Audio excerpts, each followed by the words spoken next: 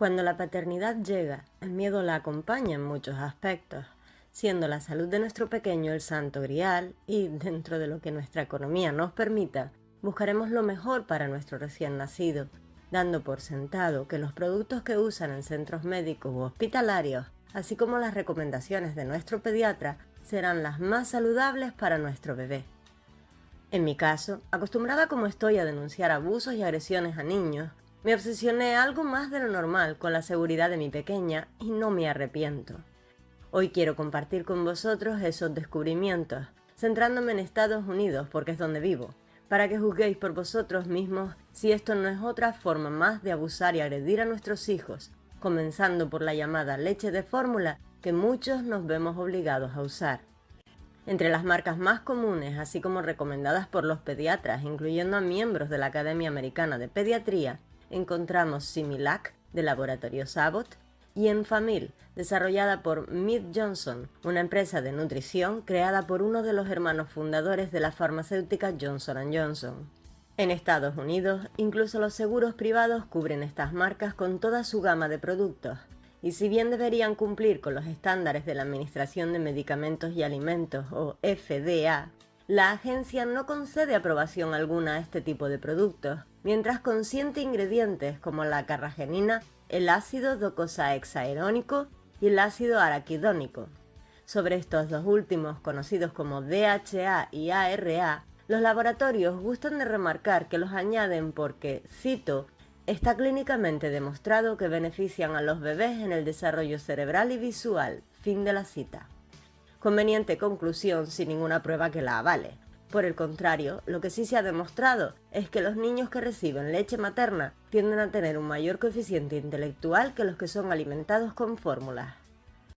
La propia FDA reconoce que no hay estudios que justifiquen añadir DHA y ARA a las fórmulas, aunque tampoco es que sea asunto suyo. Oficialmente, cito, la FDA no evalúa la seguridad o los impactos en la salud de los aditivos de ácidos grasos en las fórmulas infantiles antes de su comercialización, y no existe una evaluación sistemática después de que se inicie la comercialización.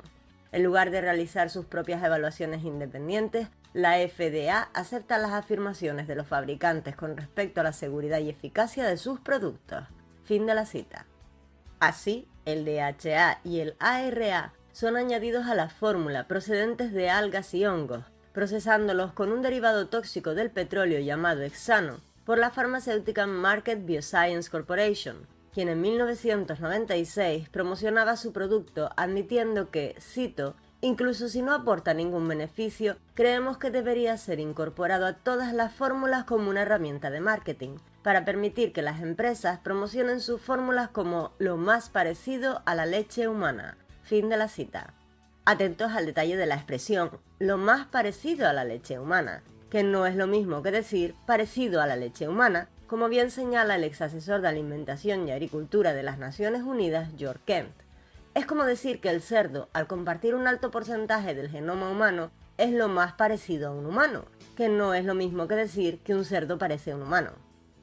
Pero el peligro de añadir DHA y ARA a la fórmula no es que simplemente sea una herramienta de marketing sin beneficio, sino los estudios que describen efectos secundarios tales como diarrea, flatulencias, ictericia y apnea en bebés alimentados con fórmulas suplementadas con esta combinación, e incluso muertes atribuidas al síndrome de muerte súbita del lactante, sepsis o enterocolitis necrosante, presentados en un informe del Instituto Cornucopia ante el Comité de Amamantamiento de Estados Unidos.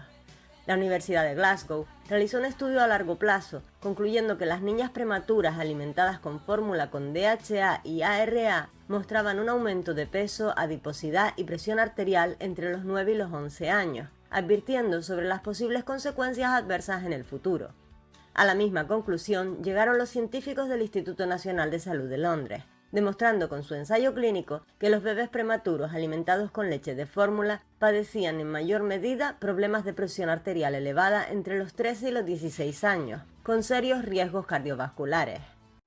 Y ya que hemos nombrado la enterocolitis necrotizante, analicemos el caso de la carragenina, de la que ya en 1982 la Agencia Internacional de Investigación del Cáncer alertaba sobre su uso en alimentos, tachándola de cancerígena, vinculándola en estudios posteriores al síndrome del colon irritable, úlceras de colon, así como cánceres gastrointestinales, independientemente de si estaba o no degradada.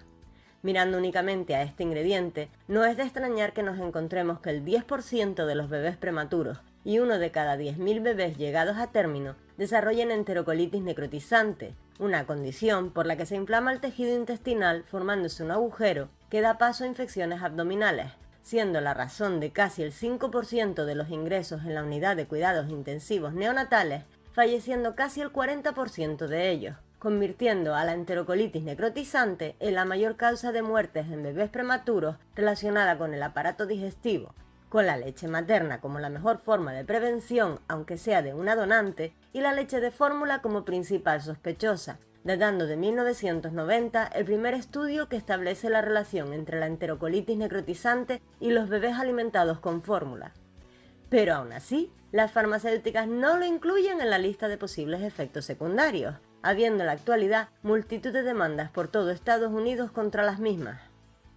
En 1972, las investigaciones del patólogo Massimo Di Rosa concluían que la carragenina era capaz de suprimir el sistema inmune a través de una producción deficiente de anticuerpos.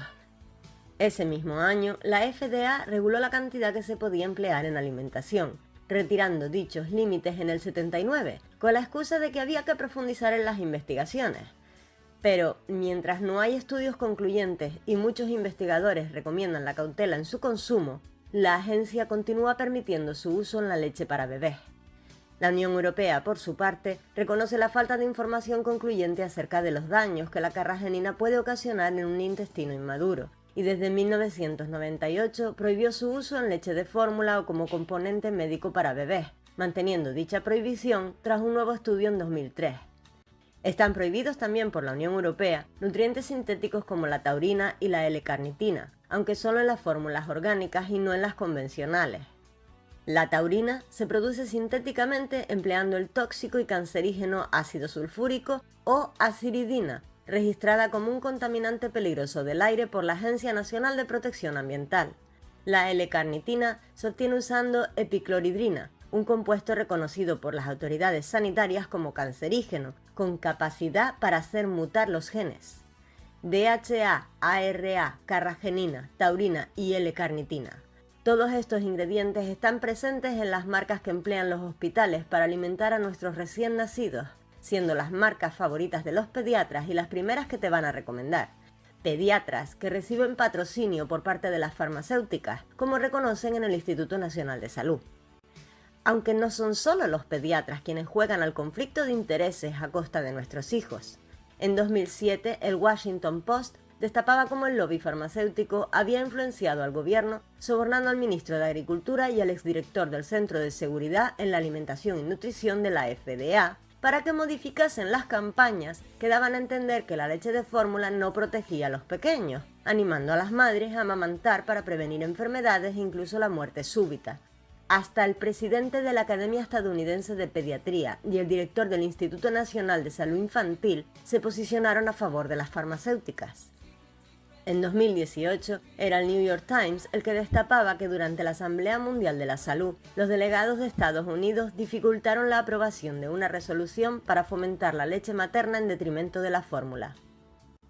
Por otro lado, tenemos otros ingredientes sobre los que seguro jamás nos advertirán en los envases, pero de los que hasta la Organización Mundial de la Salud alerta, como las bacterias Salmonella enterica y la Chronobacter sakazaki, antes llamada Enterobacter, reconociendo que la leche de fórmula puede contaminarse durante su producción, habiendo enfermado de gravedad a varios bebés, incluyendo numerosas muertes en diversos brotes en los últimos años. De igual forma lo alertaba el Centro para el Control y Prevención de Enfermedades, CDC, avisando a los profesionales de la salud de las infecciones bacterianas que estaban teniendo lugar en los hospitales como consecuencia de alimentar a los neonatos con leche de fórmula.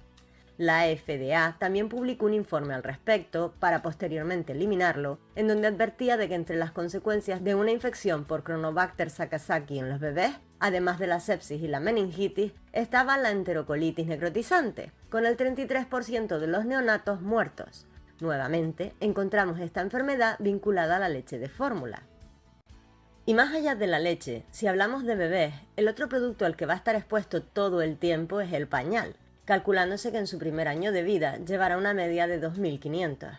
Sin embargo, los fabricantes no tienen obligación alguna de informar acerca de los ingredientes que los componen, con excepciones como señalar que pueden llevar alguna fragancia, lo cual es la pescadilla que se muerde la cola, pues las fragancias no tienen obligación de publicar todos sus ingredientes, por lo que se conoce como el secreto de mercado, a pesar de los más de 100 químicos que pueden emplear para ellas, algunos de los cuales pueden pasar de la piel a la sangre y de estar reconocidos como alergenos, disruptores hormonales, desencadenantes asmáticos, carcinógenos y neurotóxicos. Ha habido proposiciones de ley al respecto, así como recopilación de firmas por parte de los ciudadanos, pero no han prosperado. No es de extrañar, dado que nuevamente nos enfrentamos al lobby farmacéutico en la fabricación de estos, liderando el sector Pampers de Procter & Gamble, en España conocidos como Dodot, y Huggies de Kimberly-Clark. A la lista de ingredientes sobre los que no están obligados a informar al consumidor, podemos añadir tributilestaño, dibutilestaño, monobutilestaño y dioxilestaño, una serie de sustancias usadas como pesticidas con efectos secundarios que incluyen neurotoxicidad, toxicidad en el desarrollo y reproducción, inmunotoxicidad y disrupciones hormonales. También tenemos los ftalatos, en mayor concentración que los productos plásticos que consumimos habitualmente, y poliacrilato de sodio, un polímero que puede causar irritación de la piel, ojos y tracto respiratorio, con tos, dificultad para respirar e inflamación de las vías respiratorias. El poliacrilato de sodio solía emplearse en los tampones para mujeres, hasta que se prohibió su uso en 1985 por su relación con el síndrome de shock tóxico. En 2019, Francia analizó 23 de las marcas de pañales más vendidas, encontrando multitud de químicos y pesticidas, algunos de ellos prohibidos en la Unión Europea, como lindano, quintoseno y hexaclorobenceno, e incluso glifosato, principal ingrediente del herbicida más famoso de Bayer, que ya ha pagado miles de millones en indemnizaciones después de que sus clientes desarrollaran distintos cánceres, asma, Alzheimer, alergias alimentarias, autismo, diabetes, etc. Indemnizaciones millonarias viene pagando también la farmacéutica Johnson & Johnson por los cánceres provocados por su famoso talco para bebés, teniendo pendientes unas 20.000 demandas. Y al igual que ocurre con la leche de fórmula o los pañales, los ingredientes de las toallitas para bebés tampoco requieren aprobación por parte de la FDA, conteniendo conservantes como metilisotiazolinona, benzonato de sodio, parabenos, fenoxietanol, bronopol o hidantoína DMDM, que son conocidos alérgenos, disruptores hormonales, desencadenantes asmáticos, carcinógenos y neurotóxicos. La leche, los pañales y las toallitas son solamente 3 de los productos a los que exponemos a nuestros bebés desde el día en que nacen, pero esta lista es mucho más amplia. Podríamos hablar de químicos tóxicos con una amplia lista de efectos secundarios en las cremas como las que usamos para la irritación de la zona del pañal, las de la irritación facial por el exceso de babas, las que usamos para el masaje tras el baño, donde también podríamos hablar de los ingredientes del gel que utilizamos.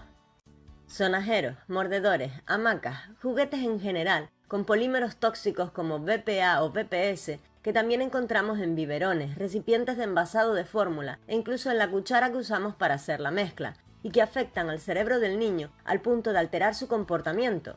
además de los estudios que los vinculan a un aumento en la presión sanguínea, enfermedades cardiovasculares, diabetes tipo 2, disminución de la capacidad reproductiva, cánceres, daños en el ADN, afecciones del sistema inmune, hepáticos y de la próstata fetal. Es en los juguetes donde encontramos tanto en los materiales como en las tintas colorantes plomo, arsénico, mercurio, cadmio y bromuro, con efectos secundarios que incluyen cáncer, trastornos sanguíneos, renales y pulmonares, además de problemas reproductivos. En 2008, un estudio sobre más de 1.500 juguetes encontró niveles altamente tóxicos de estos químicos en casi el 80% de ellos, incluyendo juguetes de marcas tan conocidas como Disney. Tememos que nuestro bebé pueda morir atragantado por un juguete demasiado pequeño, sin plantearnos qué es el alto contenido en plomo, lo que podría costarle la vida si se lo traga. Aunque la palma de los escándalos en cuanto a bebés y metales pesados se la llevan los alimentos diseñados precisamente para reforzar su salud.